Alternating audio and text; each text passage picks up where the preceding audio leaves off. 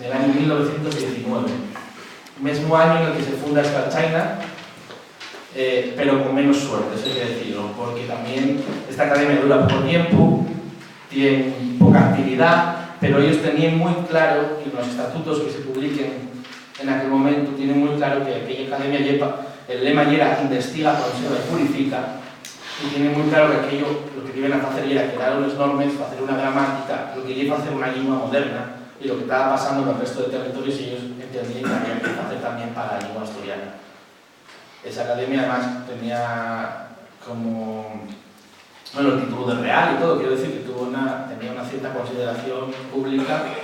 y tenía al príncipe de Asturias por presidente de honor, y estas cosas que se llevaban entonces, ¿no?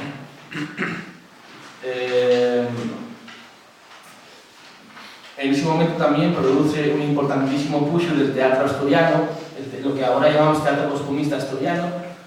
que no hay otra cosa que teatro de las cosas que ellos pasan a los asturianos en aquel momento, muy basado en lo rural, en lo popular,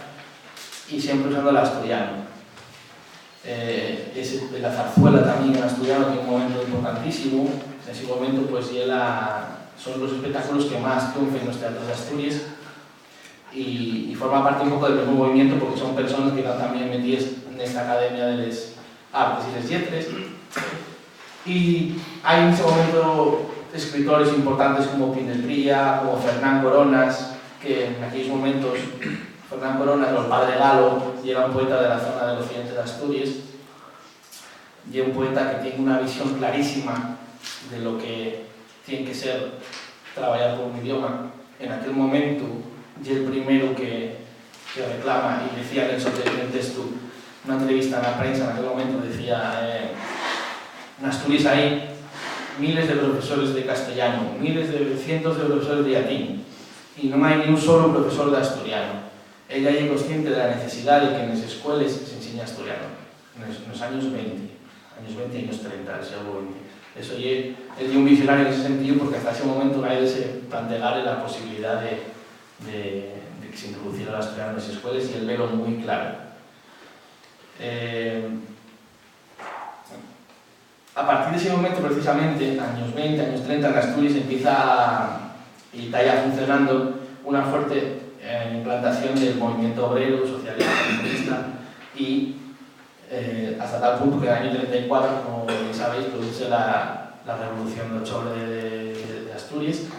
que supone la última revolución de este tipo en Europa Occidental, o sea, la más tardía de todo esto. Esto indica también el push que tenía esos movimientos en Asturias.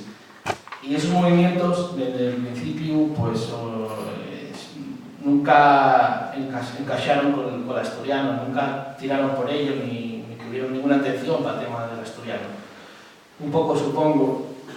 o teorízase, porque mientras que en otros lugares, como puede ser aquí mismo en Euskal Herria, en Cataluña o en Galicia, el modelo social de prestigio y era el rural, y era,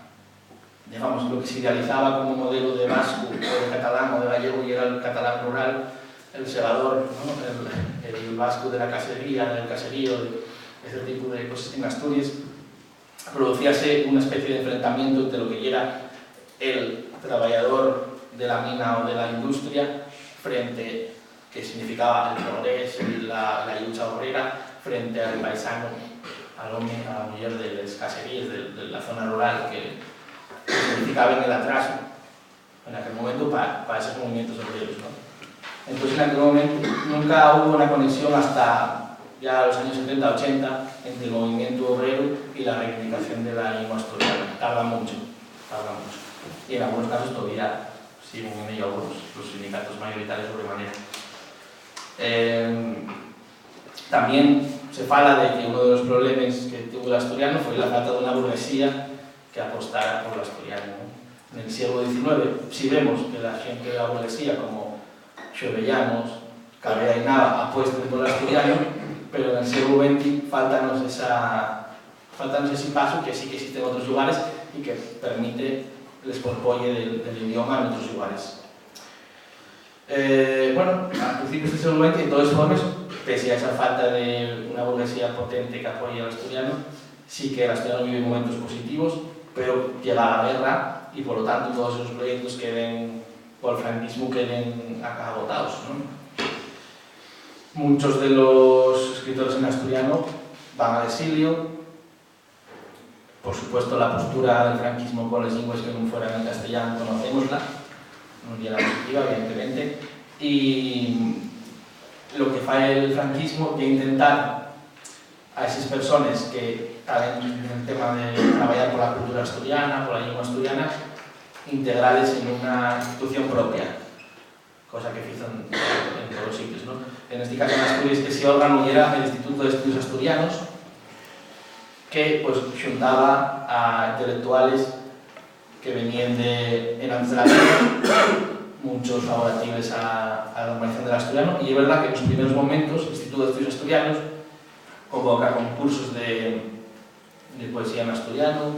convoca un día de la poesía en asturiano, organiza actos, publica libros, publica diccionarios asturianos, empieza a publicar el gran diccionario de asturiano que estaba pendiente de Xovellanos, pero eso llega un momento en que se frena. A partir de los años 50, sobre todo 60, cada vez va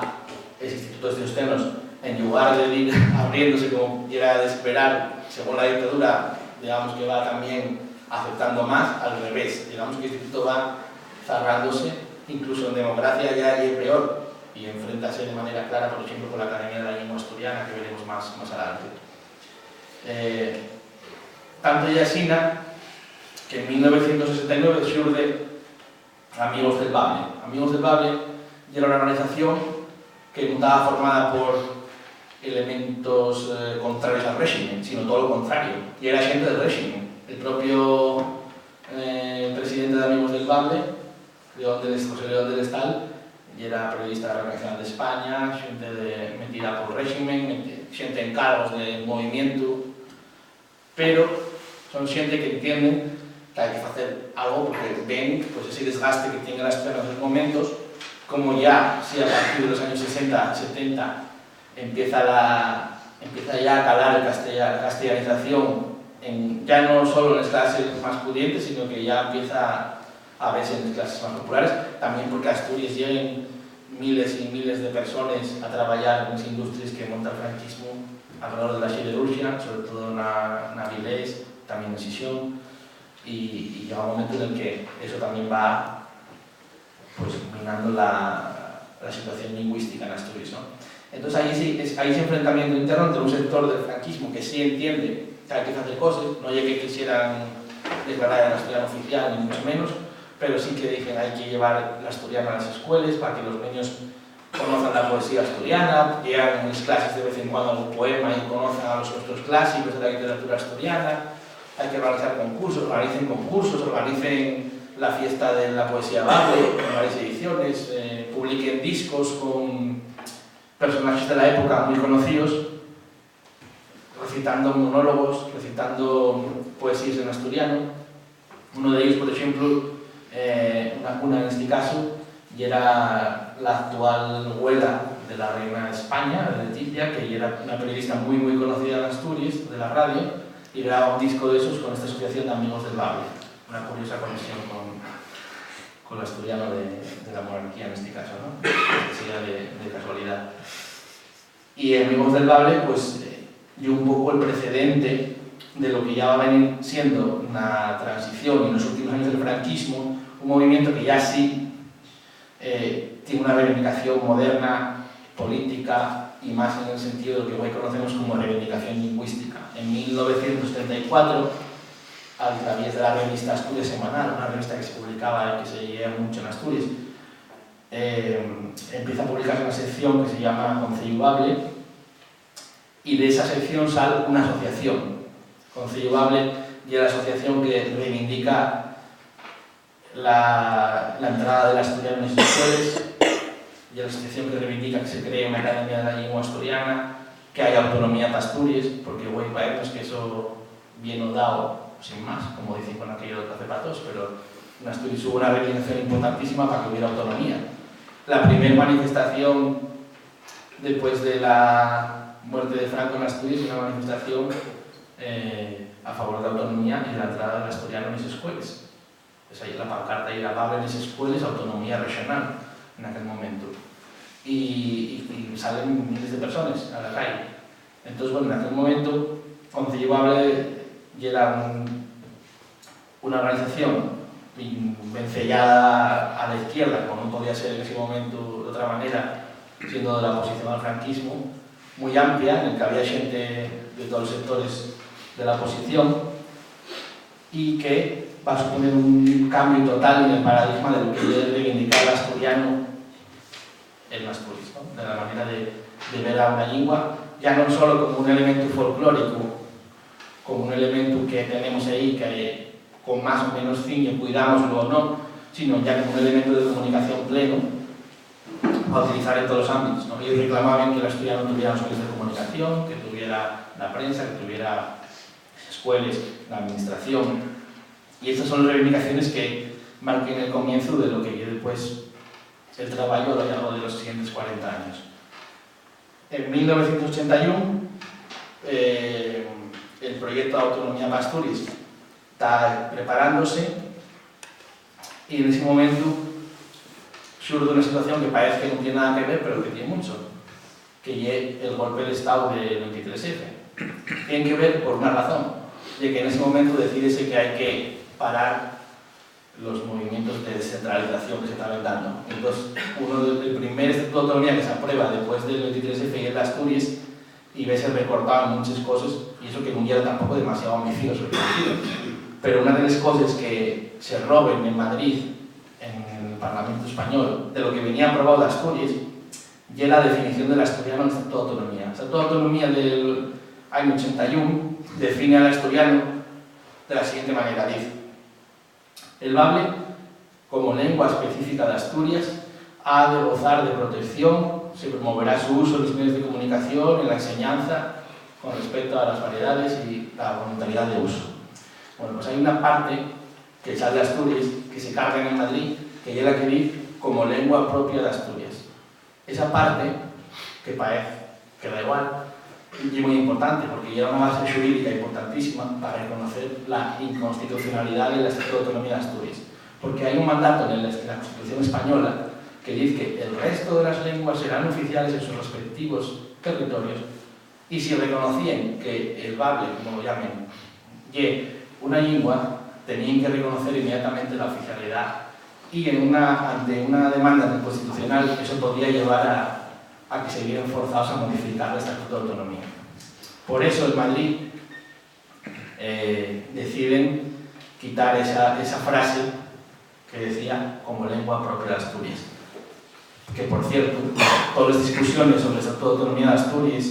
y sobre el resto de estatutos están colgadas en las grabaciones y los actes en la web del Congreso de los Diputados, y la discusión sobre este asunto no está colgada en la web del Parlamento. Una cosa que también habría que investigar, a ver qué es lo que se dijo en aquel momento. Gente del PSOE, que en aquel momento estaba presionando y venía de Conciliable, fue la que presionó para que entrara ese artículo en el estatuto, y entonces llamaron de Madrid en ese momento y dijeron ellos: o quitamos lo de como lengua propia o no hay artículo cuarto. El artículo cuarto es el que defiende y da un cierto rango al asturiano. Entonces no hubo más remedio en ese momento que hacer esa cesión. El Estatuto de Autonomía nunca se votó, en Asturias tampoco, o sea que tampoco hubo posibilidad de votarlo o no votarlo. Y hubo suerte que también un año antes el Consejo Preautonómico, antes de tener el Estatuto de Autonomía, creó la Academia de la Lengua Asturiana, por fin, después de casi 200 años de reclamaciones de Xorbellanos, creóse la Academia de la Lengua Asturiana como institución oficial y empezó el proceso de creación de unos normas ortográficas, de una gramática y de un diccionario normativo. Bueno, a través de la Academia hay muy algo de contar, pero ahí pues funcionó los primeros años también un poco como la primera editorial. Después, cuando empezó a haber editoriales profesionales, pues fue abandonando un poco ese campo y trabajó más en el campo de la normativización, y hoy en día pues tiene todas las herramientas básicas de un idioma estandarizado, completadas, y trabaja pues en vocabularios específicos técnicos de diferentes cuestiones del turismo, de un diccionario de vocabularios de todas las cuestiones laborales y de la vida de cualquier persona, ¿no? Llegamos a los años 90 y con una situación bueno, pues asentada en el sentido de que tenemos una Academia de la Lengua. En el año 84, después de mucha discusión, consigue que comiencen unos planes piloto para introducir l'asturiano en las escuelas, que era la reclamación que venía haciéndose desde el año 74. En ese momento, faise una prueba en 10 centros de Asturias y sale muy bien, funciona muy bien. Hay consenso entre los padres, el profesorado, y créase la asignatura de asturiano, que lleva asignatura voluntaria, pero que está dentro del currículum, que funciona como una más y que, bueno, tiene un éxito importante, sobre todo en primaria, donde no la van a competir con otras asignaturas. Ahora sí, porque con la J. Word hicieron la competir con una asignatura que se llama Cultura Asturiana, que se da en castellano y que hay que, bueno, pues una parte de los alumnados antes iba asturiano, ahora vaya a otra asignatura, como si en lengua asturiana no se diera también la cultura de Asturias, obviamente. En secundaria la situación es peor, porque la asignatura de asturiano compite con asignaturas como francés, fotografía, alemán, que depende un poco de cada centro, pero compite con asignaturas de forma totalmente absurda. Evidentemente, claro que aquí no voy a explicaros nada de eso, porque conocéislo bien y sabéis el valor que tiene conocer la lengua propia de uno. Y esa es la lucha, conseguir que el asturiano sea una asignatura normal, por lo menos, y que se comiencen con procesos de introducción del asturiano como lengua vehicular, por lo menos en algunas asignaturas. Este año, el consejero nuevo de Educación anunció que se va a comenzar el próximo con un plan piloto para introducir el asturiano en algunos centros como lengua vehicular de algunas asignaturas. Esperemos que diga la verdad, a ver si soy así. En los años 90, además de ya introducido el asturiano en las escuelas, hay un montón de iniciativas editoriales, discográficas que empiezan a funcionar, porque sí que hay tímidos ayudas del gobierno a la creación, a la publicación de libros, a la publicación de discos, a actividades culturales. Digamos que en Asturias hay una política de promoción del idioma, pero no de normalización. La diferencia es importante, ¿no? La normalización busca crear espacios donde usar un idioma sea normal, y la promoción lo que falla es promocionarlo, ¿no? Digamos, si pusiéramos un ejemplo, como que yo suelo poner a veces, promocionar la lengua y que entres al ayuntamiento y hay un póster que pone usa el asturiano que presta mucho, y es muy guapo usarlo. Y normalizarlo y enseñarlo al funcionario para que fale contigo en asturiano y tú fales con él. Esa es la diferencia entre promoción y